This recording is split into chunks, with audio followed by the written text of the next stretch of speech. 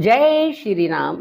कृष्णा देवी जी कहती हैं कि इंसान हर समय कोई ना कोई सहारा ढूंढता रहता है, लेकिन सच्चा आश्रय कौन सा है, सच्चा सहारा कौन सा है। किसी ना किसी का आश्रय लेना मनुष्य का स्वभाव है। ऐसा स्वभाव क्यों है? वास्तव में मनुष्य परमात्मा का अंश है। यदि परमात्मा का आश्रय मिल जाए तो किसी दूसरे के आश्रय ढूंढने की जरूरत ही नहीं पड़ती। मनुष्य तब तक ही अनेक आश्रय ढूंढता है, जैसे धन का, परिवार का, विद्या का, बल का और अपनी योग्यता का। परंतु ये सहारे अस्थायी और नाशवान हैं। आश्रय केवल भगवान का लेना चाहिए। संसार के आश्रय से केवल दुख और अशांति मिलती है। ये सहारा मनुष्य को आवागमन के चक्कर में डालता है। परमात्मा के सहारे पर अपार शक्ति मिलेगी और सब चिंताएं दूर हो जाएंगी। अब प्रश्न उठता है कि परमात्मा कहाँ रहता है? परमात्मा सबके हृदय में विराजमान है, परंतु मनुष्य में वह दिव्य शक्ति नहीं है कि मनुष्य परमात्मा को अपने अंदर देख सके।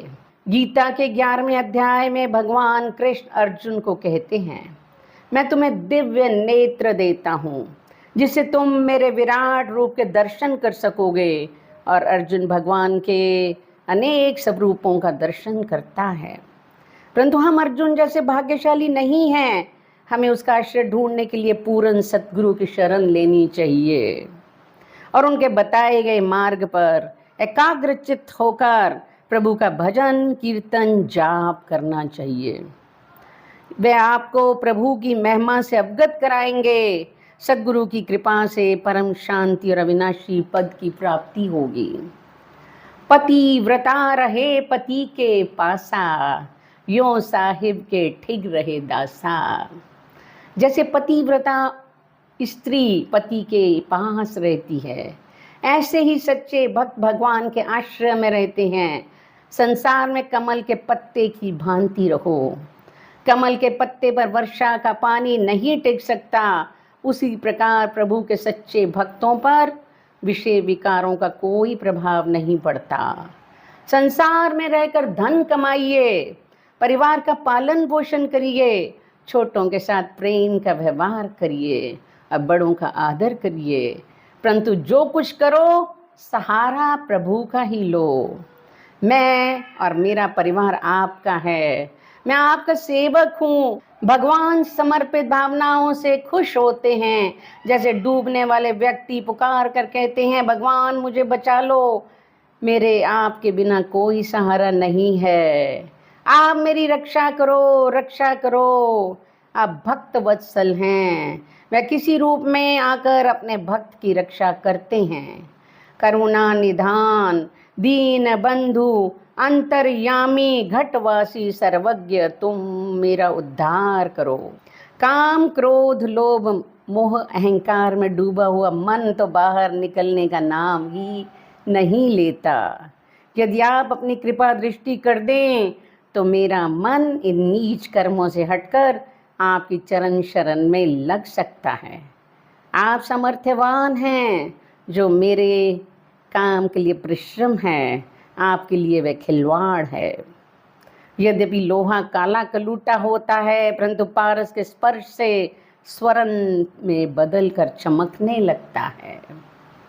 इसी प्रकार पापी से पापी जीव भी भगवान का सहारा लेकर भवसागर से पार उतर जाता है। जैसे अजामिल और गनका जैसे नीच प्राणी भी भगवान का सहारा लेकर तर गए। अजामिल में हर दुर्गुण था, लेकिन गुरु के कहने पर अपने बच्चे का नाम रख दिया नारायण, और अंत में जब नारायण बोला तो भगवान के दूत उसको लेकर चले गए। ऐसे ही गनका भी तर गई गुरुओं पर विश्वास करके। द्रौपदी को जब पांडव जुए में हार जाते हैं, नीच दुशासन द्रौपदी को बालों से खींचकर कौरवों की भरी सभा में लाता है, उसकी साड़ी खींचता है। उस समय 5 पांडवों और भीष्म पितामह जैसे महान योद्धा भी इस अमानुषी अत्याचार से द्रौपदी की रक्षा नहीं कर सके। उस समय द्रौपदी बड़े आतुर स्वर से रो रो कर कृष्ण को पुकारती है। भगवान तुरंत आकर उसकी साड़ी इतनी लंबी कर देते हैं कि दुष्ट दुशासन खींचते खींचते हार गया और लज्जित होकर बैठ गया। वहाँ साड़ियों के ढेर लग गए। आप सब भी सदैव उसी का आश्रय ढूंढो। सुदामा के बच्चे जब भूख से तड़पते हैं तो पत्नी के विवश करने पर भगवान के पास द्वारिका पहुंचते हैं। भगवान बिना मांगे ही उसके महल खड़े कर देते हैं और उसको धन से माला माल कर देते हैं। वे अंतर्यामी सब कुछ बिना मांगे ही देता है और सबकी मनोकामनाएं पूरी करता है। सिद्धार्थ ने सिर्फ एक बार मृतक को, रोगी को, वृद्ध को और मुरझाए हुए फूलों को देखा तो उन्होंने सोचा कि ये संसार तो दुखों का घर है। दुखों का मूल कारण हमारी वासनाएं हैं। वे अपने सोए हुए पुत्र राहुल और पत्नी को छोड़कर सत्य की खोज में निकल पड़े और 12 वर्ष तक घोर तपस्या की और उन्हें भगवान के साक्षात दर्शन हुए। प्रभु का बोध होने से वे महात्मा बुद्ध कहलाए और लोगों में जागृति लाने के लिए वे प्रचार कार्यों में लग गए। उन्होंने सारनाथ में अपना पहला उपदेश दिया। आज भी बुद्ध मत को मानने वालों की संख्या अनगिनत है। जीवन का लक्ष्य है मुक्ति, अर्थात जन्म मरण के चक्कर से छुटकारा पाना। यह तभी संभव हो सकता है जब हम प्रभु का सहारा लेकर श्वास श्वास भजन सिमरन में लगाएं और उसके तत्व ज्ञान का अनुभव कर सकें। यह सब कलिकाल पूर्ण सद्गुरु की कृपा से संभव हो सकता है। कबीर साहब कहते हैं, गुरु गोविंद दो खड़े काके लागू पाँव, बलिहारी गुरु आपने जिस गोविंद दियो मिलाए। संत सत्पुरुष ही मनुष्य को भक्ति का वास्तविक मार्ग दिखाते हैं। भक्ति से, उसके आश्रय से मोह, अज्ञान, माया इस प्रकार भाग जाते हैं जैसे सूर्य उदय होने से अंधकार दूर चला जाता है। संसार के सभी धर्म ग्रंथों, ऋषि मुनियों, संत महापुरुषों द्वारा यही कहा गया है कि संसार में सार वस्तु केवल मालिक का नाम और भक्ति है। उसी भक्ति के और नाम के सहारे समुद्र में पत्थर तैरने लगे और वानर सेना ने रावण के चक्के छुड़ा दिए।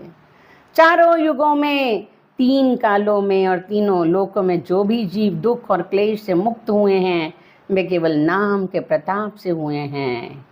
कलयुग में नाम का सहारा ही कल्प वृक्ष है जो मनुष्य के मनोरथ पूर्ण करता है। कलियुग केवल नाम आधारा, सिमर सिमर नर उतरे पारा। असली मनुष्य वह है जिसने अपने मन और बुद्धि पर नियंत्रण कर लिया और सद्गुरु के प्रति असीम श्रद्धा है। जिसने नर्तन पाकर मालिक का वास्तविक रहस्य नहीं जाना, वह जीवित ही मृतक के समान है। आत्म कल्याण प्रभु के आश्रय के बिना नहीं हो सकता। इसलिए हमें केवल परमात्मा का आश्रय लेना है। गीता भी कहती है कि मुझे सब कुछ समर्पित कर दो। जिस दिन हम सब कुछ उसको समर्पित कर देंगे, हम कर्म बंधन से मुक्त हो जाएंगे और हमारा मोक्ष हो जाएगा।